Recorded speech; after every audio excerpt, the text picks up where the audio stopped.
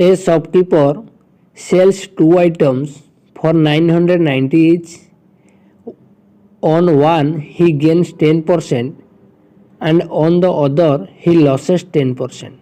What is his overall gain or loss percent? से कह गोटे दुकानी यदि दुईटी आइटम को 990 प्रत्येक को 990 बिक्री करुच्ची से गोटिकर 10% लाभ पाऊँच आउ गोटिकर 10% लॉस पाऊँच ताल तार ओवरऑल गेन आउ लॉस परसेंट हम केमिति आर गोटे सुंदर सर्ट ट्रिक अच्छी ताकू जदि आपण मन रखिदेवे ताहले ए क्वेश्चन को 2 सेकेंड रे उड़ाई देवे कौन सेटा देख तार सर्ट ट्रिक होची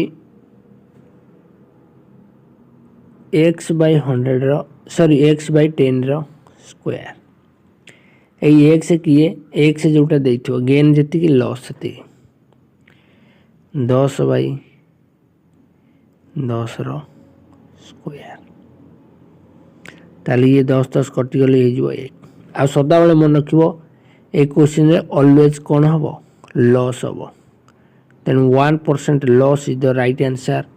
Option C is the correct one. हला सूत्रटा कौन x by 10 रो होल स्क्वायर।